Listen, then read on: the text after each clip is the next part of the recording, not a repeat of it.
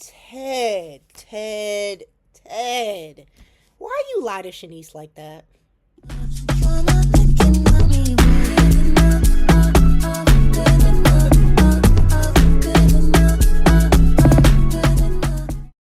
Hey y'all, hey, it is time for the next episode of The Deep Dive with Toya Creates.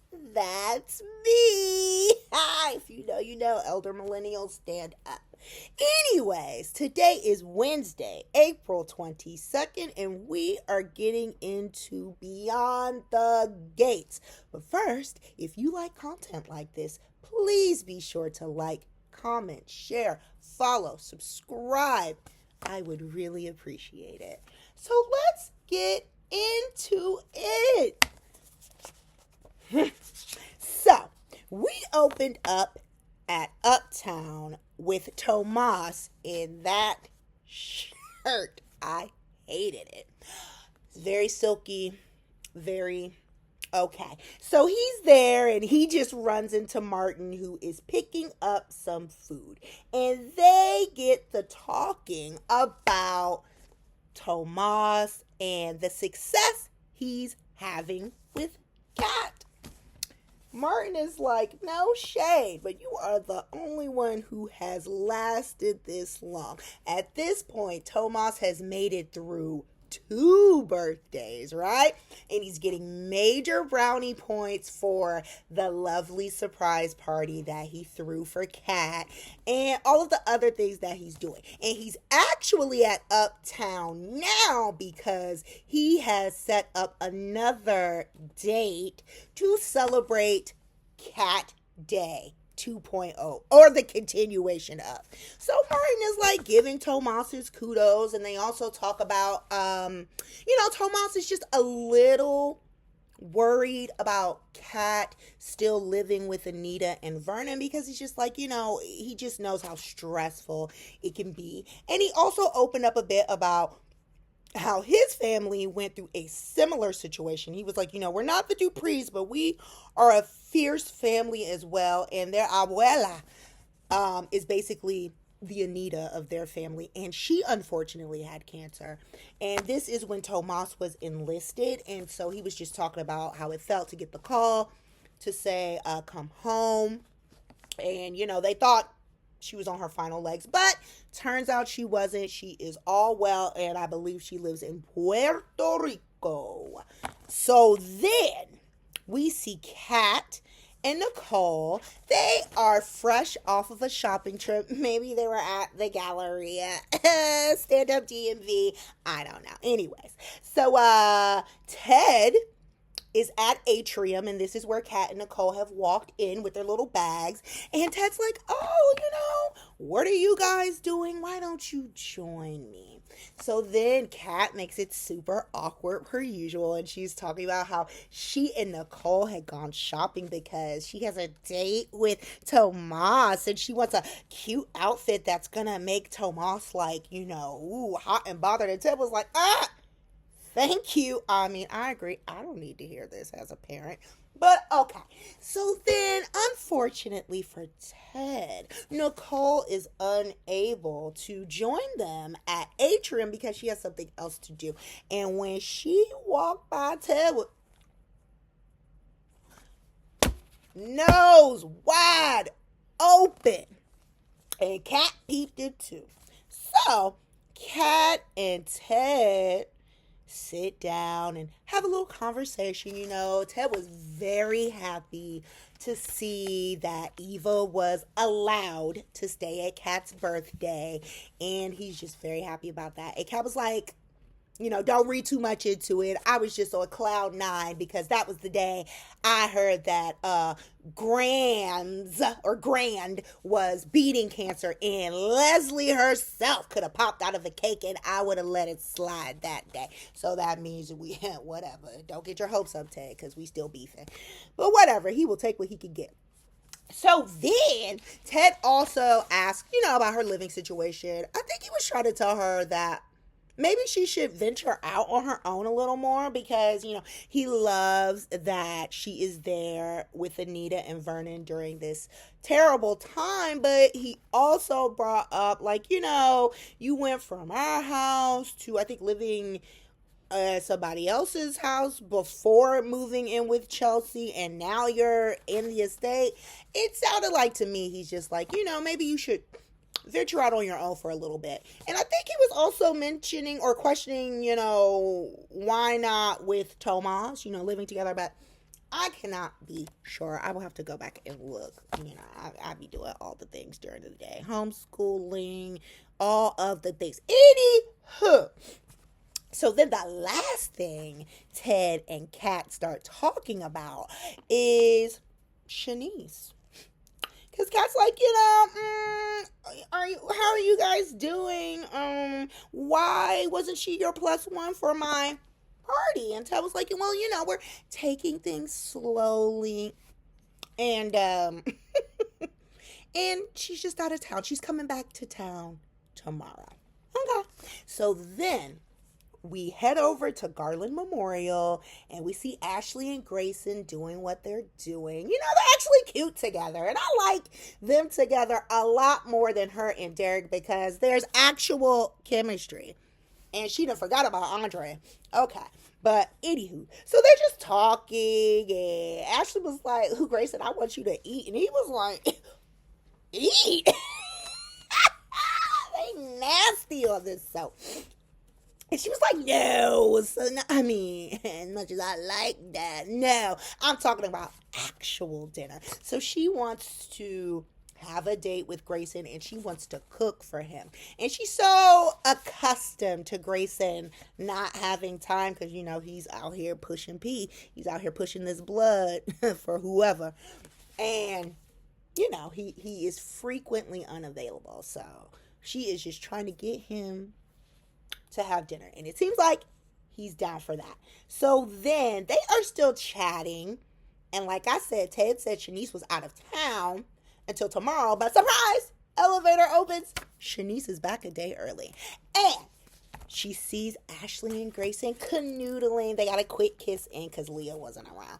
And, Grayson goes back to the lab or whatever. So Ashley and Shanice have a good old time catching up on all of the latest gossip. So they are talking about the malpractice case, unfortunately, and Shanice is sad to hear that because everyone likes Madison and she doesn't deserve it. So Ashley's giving her the rundown on that. Ashley was like, ooh, and there was this breach in Nicole's office. She's talking about the hacking in the computer situation, and Ashley's trying to figure out what's going on. So now this is on Shanice's radar, and Shanice is like, yeah, I need to know because I need to know if I need to beef up security or something because Shanice is head honcho for the nurses. And then they are talking about Leah. Ashley is bringing up how, Leah has basically had an axe to grind with me ever since she found out about me and Grayson. So I don't know what's going on there. And they are like thinking like, oh, you think Leah wants Grayson? And she's like, no, but I don't know what it is. So, they also talk about that. And, okay, I'm sure that's going to come back into play soon. And then, finally, they talk about their men, of course, Shanice is happy to be back. She came by the hospital because she was looking for Ted. And Ashley was like, oh, well, he went out to get coffee and blah, blah, blah. But she didn't go looking for him beyond or outside of Garland. She stayed there and she just chatted with Ashley. She also helped Ashley with a recipe called Sex Meat Chicken. Because again, Ashley wants to cook dinner for Grayson. So Shanice was like, I'll give you my recipe called Sex Meat Chicken. Why would I take a recipe from someone who can't keep a man? But that's no shade. I'm just being realistic. But okay, it's nice. I like their relationship. I'm just being a little shady because I love Shanice. But okay, Sex Meat Chicken. All right. And that was basically it. I like to see them together. And at this point, Ted is entering the hospital and he and Shanice go off into his office just to catch up because, she was supposed to be out of town and she's back. And he seemed happy to see her. So then we also saw Hayley and Bill. Hayley is on the computer looking up Bugattis and Maseratis, I believe. Girl, what? And then Bill comes in with a lovely bouquet because he has to pay penance for Babygate. Because yesterday, Hayley decided that she wanted to be angry about it so she could get, stop these 21 questions that Bill was asking about Lynette and why she disappeared all of a sudden. So Bill has come in with these flowers so he can apologize. And she's like, oh, they're nice, but basically, you gonna have to come better than this. And then she starts reading the card that he put attached to the flowers. And she was like, there better not be no baby anywhere on this card. So then, she starts to soften up. And he tries to hug her from the back. And she's like, well, no. Like, blah, blah, blah, blah, blah. So then she goes off to get more comfortable. Because, she go deflect or distract him with the other thing that she gives him all the time. Anyway, she's going to change into some more lingerie. And Bill is sitting in their living room and he gets a phone call. Now, also yesterday, he asked Natalie, who is their accountant, to please look into all of my financials just to make sure everything is on the up and up. So when Hayley goes off, Bill gets a phone call from Natalie and she informs him that clearly some money is missing because his face is like, what? And how much? All of it? And then we go to commercial. So, more on that later. So then we also saw Martin and Nicole catching up because remember, Nicole was serving as Martin's psychiatrist, even though that's a clear conflict of interest. But she is the only person he could talk to about this murder that happened in self-defense. But due to Anita's illness, the family has been derailed and everyone's focused on her. So Martin has been having his sessions and he's been struggling a little bit. So he's meeting up with his mom and they are just catching up. And he's like, oh, by the way, Mom, I want to run for Senate. And Nicole was not having it. She was like, I am shocked that both you and your granddaddy have lost your minds at the same time, because she is immediately like, basically, we can't have people digging into your past. Too many people know what's going on. Joey's a liability. In our double date from hell, he did not hesitate to throw your situation into my face, even though he coded it. But it still shows me that Joey is a potential threat based on his mood. And no, this is a horrible idea. But Martin wants to do it because he feels like he needs to do something good to counter taking someone's life. Again, Martin. Or am I the villain? Number one, as Verdon stated yesterday, those men were going to kill you and your granddaddy. Okay? They weren't coming to do you harm. So self-defense, tough luck. Guy who died, I don't care. If you are going to come and try to harm me and my family, you get what you get. But Martin is just struggling with this. And Nicole is like, there are other ways for you to do good in the family. He also mentions how Bill also thinks this is a bad idea. And she was like, why is Bill in it? And then Martin, clarified that Bill approached Martin and brought it up. It wasn't the other way around. And, Nicole is just still trying to advise him.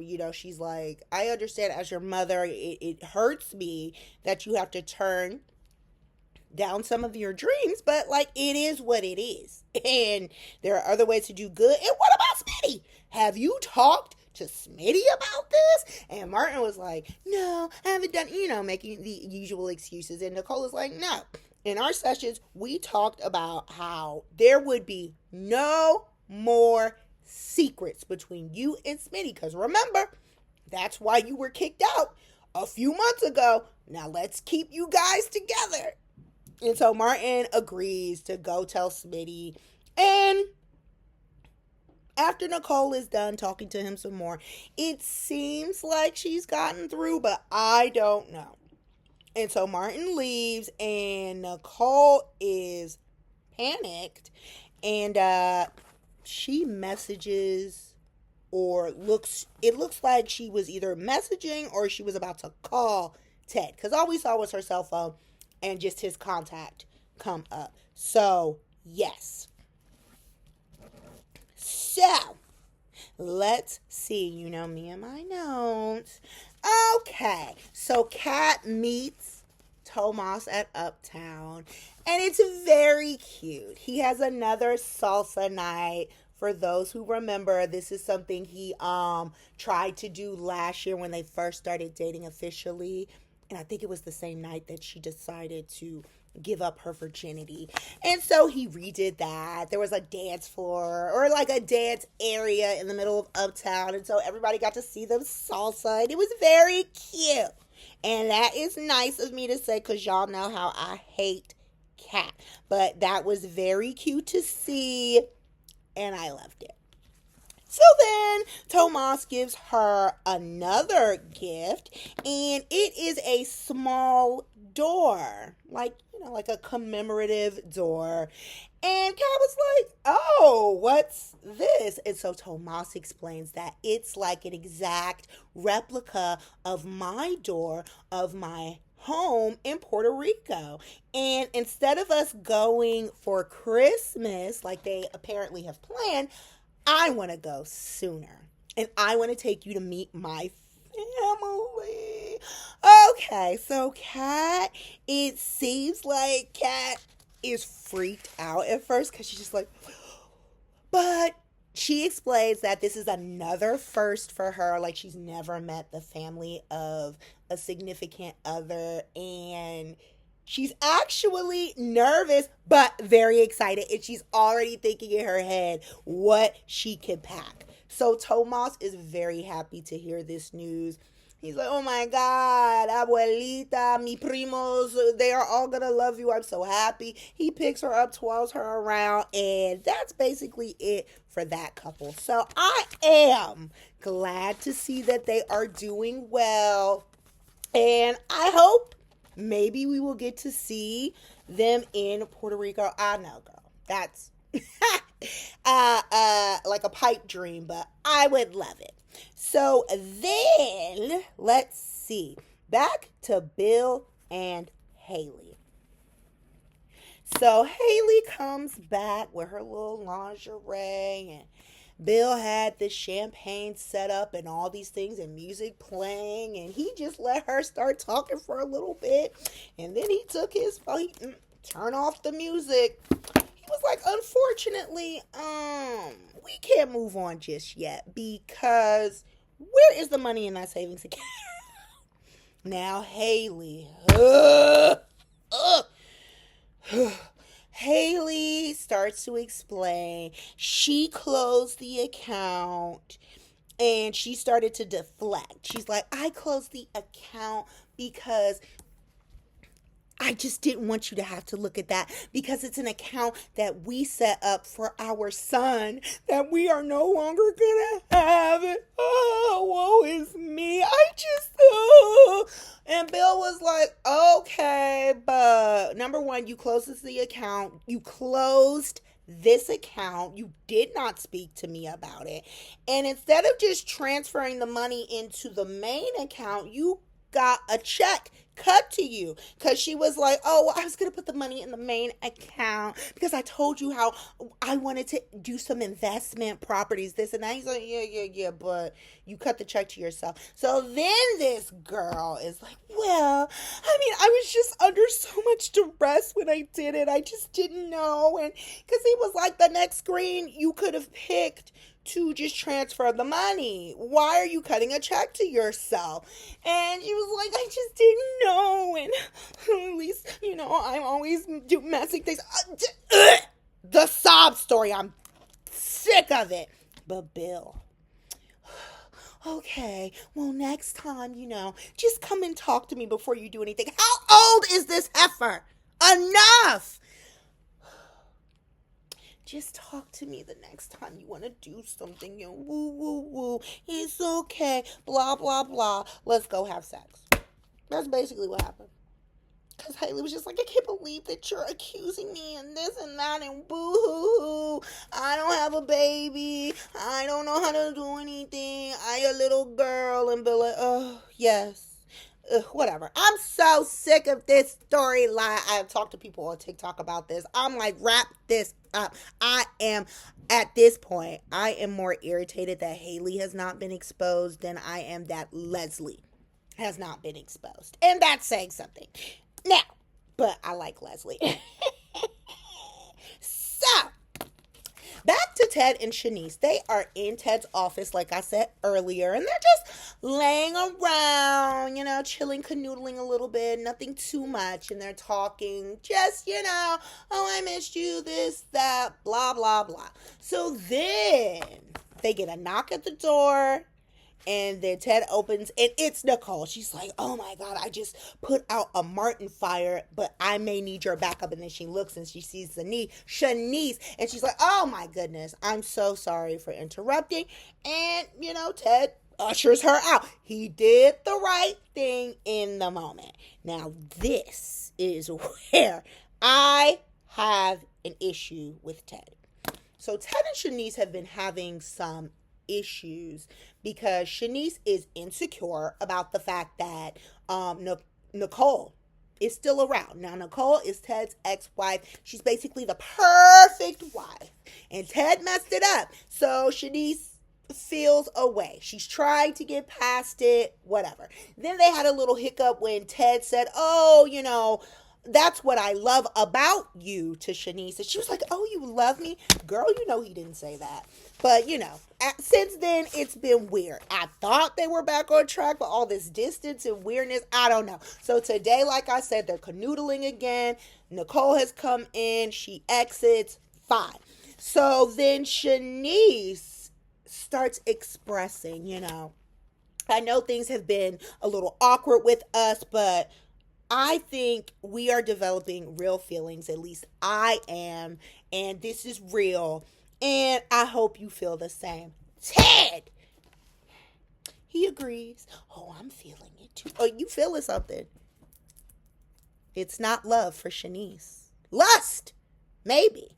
Not love. And this hurts me because I like Ted and Shanice together. But the way Ted was looking at Nicole when she walked past him in Atrium told me everything I needed to know. He is very much not over her, which, of course, that makes sense. But don't pretend that you are if you're not. And don't lie to Shanice. Where is Shanice's aunt? Bring her back. She is going to get Ted. Because I already see where this is going. He said he felt it too. And then they decide to head out. Let's go somewhere private for some alone time. And, they play it cool until they get in the elevator and then they just lock hands. Okay. I want it to happen, but Ted is lying and I'm mad at you, Ted. So, lastly, Grayson is checking back up with Ashley at the table, at the reception desk. And she's just like, oh, we're going to have Italian tonight, I think. And I'm going to make a recipe that Shanice gave me. And Grace was like, oh, what is it? And she was like, oh, it's a little inappropriate. I can whisper it to you. Hell, sex me chicken. He said, sex me chicken. And she was like, it was cute. And he said he's ready for his date, and he confirms he's going to be there. So then we see Grayson in the stairwell of the hospital having a conversation with his mother. So she really does exist, and she really sounds like she has Parkinson's. And Grayson is just like, I'm having dinner with Ashley tonight, and everything's going really well. Like, Grayson's in a great mood. He is I think excited for the day that Ashley and his mom can meet. I'm so happy that Grayson clearly isn't lying about his mother, because that would have been real dirty. So then Grayson is still chit-chatting with his mom, and we see Ren at the top of the steps. And then Grayson's still talking, yada, yada, yada. He's like, okay, Mom, I love you, bye. And Ren rolls up with the shake. I thought I was watching a prison show. He got him good. And he was like, yeah, I like it when they struggle. Oh, my God. So Grayson took something to the stomach, some sharp object, and he is left in the stairwell. He's conscious, but he is bleeding. His phone has fallen to the bottom of the steps, and Ren has escaped. So I was like, Lord, they done shanked Grayson. I hope he makes it, but this is going to cause a major issue with this impaler thing. It could blow up Jacob, blow up Smitty, definitely blow up Grayson. I want to see how Leah's going to react to this. I want to see how Ashley's going to react to this. I want to see if Grayson's going to make it and how he's going to cover this story up. I mean, whoo! And also, Grayson, you've been in the game long enough, sir. Your head is not on a swivel, because you're in a stairwell of a hospital. There's no way you didn't hear them loud ass metal doors opening. You were supposed to, come on, Grayson, do better than this. That's why you took a knife to the stomach, because you wasn't paying attention. But I hope Grayson makes it, y'all. I am ready for this impaler thing to be over as well. But I think that is wishful thinking. So, yeah, I am most excited about seeing that. Let's see what happens to Grayson tomorrow. And I will see you guys then to talk about it. Like, comment, and subscribe so you don't miss what's next.